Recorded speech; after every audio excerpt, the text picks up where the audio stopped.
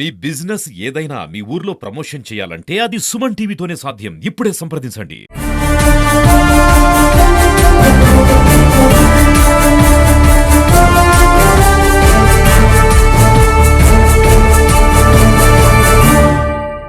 తిరుపతిలో ఓ కిడ్నాప్ కలకలం రేపుతోంది. తిరుపతికి చెందినటువంటి ఒక కుటుంబాన్ని 15 మంది నిన్న సాయంత్రం ఒక కారులో కిడ్నాప్ చేసినటువంటి ఘటన చోటు చేసుకుంది.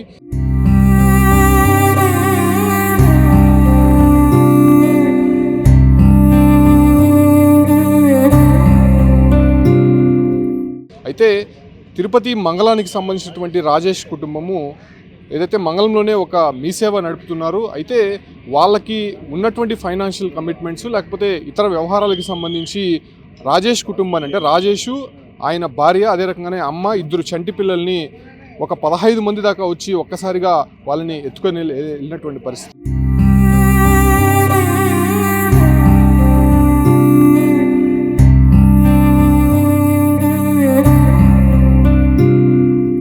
అయితే రాజేష్ అనే వ్యక్తి ఒక్కసారిగా కారులో నుంచి దూకు వేశాడు. ప్రస్తుతం ఆయన తిరుపతి రుయా హాస్పిటల్లో చికిత్స పొందుతున్నారు. అయితే రాజేష్కి సంబంధించినటువంటి భార్య ఆయన అమ్మ ఇద్దరు పిల్లలు మాత్రం కిడ్నాపర్ల చెరలోనే ఉన్నారని చెప్పుకోవచ్చు. సో వాళ్ళ కుటుంబ సభ్యులంతా కూడా ఆవేదన వ్యక్తం చేస్తున్నారు. నిన్న సాయంత్రం జరిగినటువంటి ఈ ఘటన నేపథ్యంలోనే ప్రస్తుతం పోలీసులకి ఇప్పుడు ఫిర్యాదు చేశారు. వెంటనే ఆ కుటుంబ సభ్యుల్ని విచారిస్తున్నటువంటి పరిస్థితి. అయితే రాజేష్కి సంబంధించినటువంటి సోదరి ఉంది, ఆమెతో మాట్లాడదాం. నిన్న ఎగ్జాక్ట్లీగా ఎన్ని గంటలకు వచ్చారు వాళ్ళు? అసలు మీరు ఎక్కడున్నారు అప్పుడు? నేను మా ఇంట్లోనే ఉన్నాను. అమ్మ ఈవినింగ్ నుంచి కనిపించట్లేదంట. నాకు పొద్దున్న తెలిసింది హాస్పిటల్లో ఉన్నాడు అన్నయ్య అనేసి చెప్పి వచ్చాను. ఇక్కడికి వచ్చాక తెలిసింది వాళ్ళు నలుగురు లేరు అనేసి.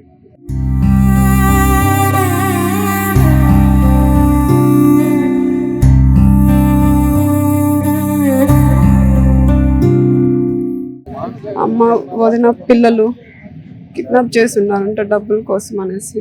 అంటే నలుగురు ఏం పని చేస్తారమ్మా? సాధారణంగా రాజేష్ ఏం పని చేస్తారు? మీ సేవ ఉంది. అమ్మ పిండి మిషన్ వేస్తుంది.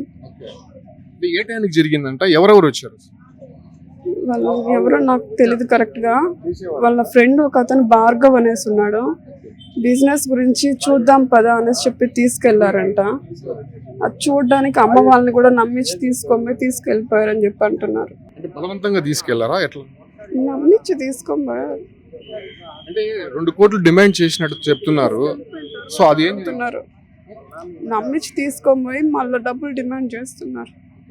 అంటే మీ అన్న బయటపడినట్టు తెలుస్తుంది. ఆయనతో మాట్లాడారు కదా, అప్పుడు ఏం చెప్పాడు? భయం వేస్తుంది, వాళ్ళు ఉంటారో ఉండరో, నేను తప్పించుకొని వచ్చేసాను, వాళ్ళు ఏం చేస్తారో తెలియటం లేదు అని చెప్పాడు అన్నాడు. అంటే ఈ భార్గవ్ అనే ఆయనకి మీ కుటుంబానికి ఏదైనా వ్యవహారాలు ఏదైనా ఉన్నాయి? Financial disputes? మా అన్నయ్య ఫ్రెండ్, చిన్నప్పటి నుంచి ఫ్రెండ్ వాడు, అందుకని నమ్మాడు. పోలీస్ కంప్లైంట్ ఏమి ఇవ్వలేదు? బాబాయ్ వాళ్ళు మాట్లాడారు పోలీసులతో. అంటే ఇప్పుడు స్టేటస్ ఏమైనా తెలుస్తుందా? వాళ్ళు ఎక్కడ ఉన్నారు? ఏం తెలియట్లేదు. పిల్లలకి ఎంత వయసు అమ్మా? పెద్ద పాపకి 8 years, చిన్న పాపకి 6 months బేబీ. వదిన అమ్మ ఉన్నారు. రాజేష్ మాట్లాడారు కదా, ఎక్కడికి తీసుకెళ్తామని చెప్పారంట? చిత్తూరు వరకు అనేసి చెప్పారంట. అయితే పల్లి దగ్గర దిగేశాడంట, అన్నయ్య దూకేశాడంట. తలకి చేతికి అంతా తగలన్నది.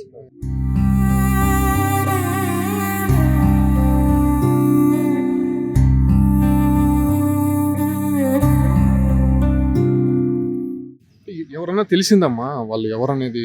ఎందుకు తీసుకెళ్లారు ఏంటంటే ఏం తెలియటం లేదు. ఆ అబ్బాయి తీసుకెళ్లాడు అని అంటున్నాడు. ఆ అబ్బాయి పని మందిగా ఏదో బిజినెస్ పని మందిగా అనేసి ఇంకా ఏం చెప్పట్లేదు, ఇంకా ఏం తెలియట్లేదు. అబ్బాయితో మాట్లాడారు కదా, బిజినెస్ పని మీద అయితే ఆయన వెళ్ళాలి కానీ కుటుంబ సభ్యుల్ని పిల్లలు కూడా ఎందుకు అర్థం కావట్లేదు. మీరు కూడా చూడండి అనేసి చెప్పారంట. మీరు చూడండి, మీకు ఓకే అనుకుంటే స్టార్ట్ చేద్దాము కొత్త బిజినెస్ అనేసి చెప్పి తీసుకెళ్లారంట. డబ్బులు డిమాండ్ చేశారని అన్నకు తెలిసింది, కార్లో నుంచి దూకేశారని చెప్తున్నారు. సో అటు నుంచి ఆయన్ని ఇక్కడికి ఎవరు తీసుకొని వచ్చారు? నాకు ఆ విషయం తెలీదు. నా ఫ్రెండ్ ఫోన్ చేసింది, ఇక్కడ హాస్పిటల్లో ఉన్నారు, సెక్యూరిటీ వాళ్ళు ఫోన్ చూసి బాబాయ్కి చెప్తే ఆ అమ్మాయి చూసాక నాకు ఫోన్ చేసింది, హాస్పిటల్లో ఉన్నారు, ఎమర్జెన్సీ వార్డులో రా అనేసి అంటే వచ్చాను. ఇక్కడికి వచ్చాక తెలిసింది వాళ్ళు నిన్నటి నుంచి కనిపించట్లేదు అనేసి. నేను ఈవినింగ్ నుంచి నిన్న 3:30 కాడ ఆమె కారెక్కతా ఉన్నింది, అప్పుడు చూశాను నేను. మళ్ళా సుమతి ఉన్నింది 6 దాకా ఉన్నింది, 6 తర్వాత సుమతి లేదు. మళ్ళీ ఏం జరిగింది అనేది తెలియట్లేదు.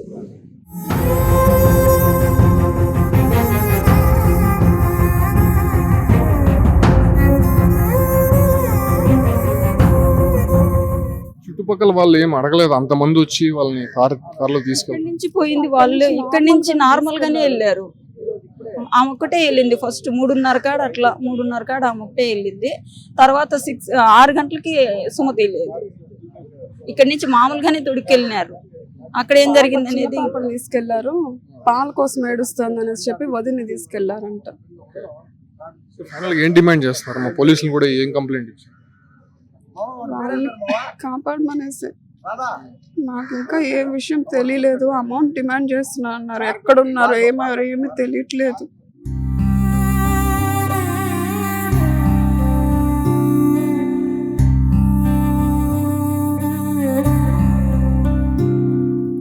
పోలీసు వాళ్ళు దండం పెట్టి అడుగుతున్నాం, వాళ్ళని అట్లా కనిపెట్టండి సార్, వాళ్ళని అట్లా కనిపెట్టండి సార్, ఎక్కడున్నారు, ఏమైంది, ఏం పరిస్థితి, చిన్న పిల్లలు 6 నెలల బిడ్డ, ఏం పరిస్థితి అనేది తెలియట్లేదు.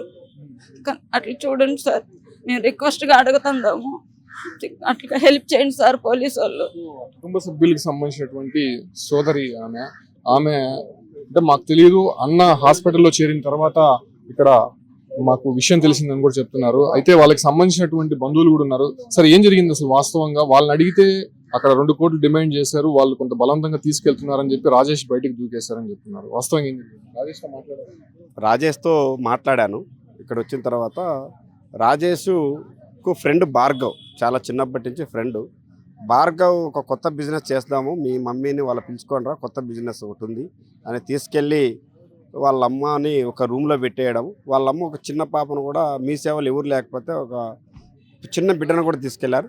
సరే అక్కడ వరకు తీసుకెళ్ళి వాళ్ళ అమ్మను ఒక రూమ్లోకి వేసి ఇతను రాజేష్ను ఒక రూమ్లోకి వేసేయడము చేశారని రాజేష్ చెప్తున్నారు. అన్న తరంతరము చిన్న పాపను తీసుకెళ్ళడంతో పాలు కావాలని చెప్పి మళ్ళా ఆ రాజేష్ నుంచి ఫోన్ చేయించి వాళ్ళ భార్యను కూడా పిలిపించి కిడ్నాప్ చేశారు.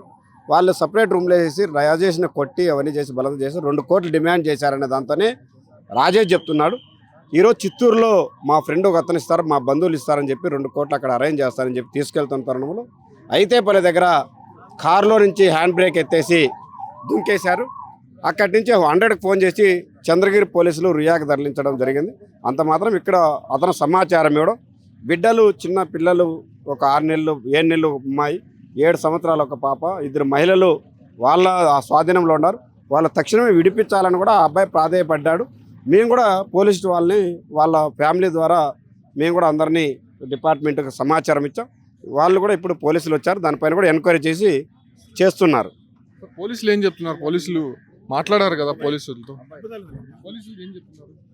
పోలీసులు మా దృష్టికి ఇప్పుడు వచ్చి ఎంక్వైరీ చేస్తున్నామని చెప్తున్నారు.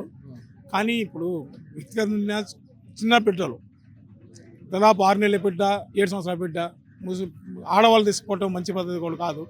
అసలు ఏం జరిగిందో అర్థం కాని పరిస్థితి. 2 కోట్లు ఇస్తే అబ్బాయి రాజేష్ అనే అబ్బాయి చెప్పేది ఏంటంటే 2 కోట్ల రూపాయలు ఇస్తే మేము వదులుతామని చెప్తున్నాడు. ఇక్కడికి వచ్చి చూసిన అబ్బాయికి మంచి దెబ్బలు ఉన్నాయి.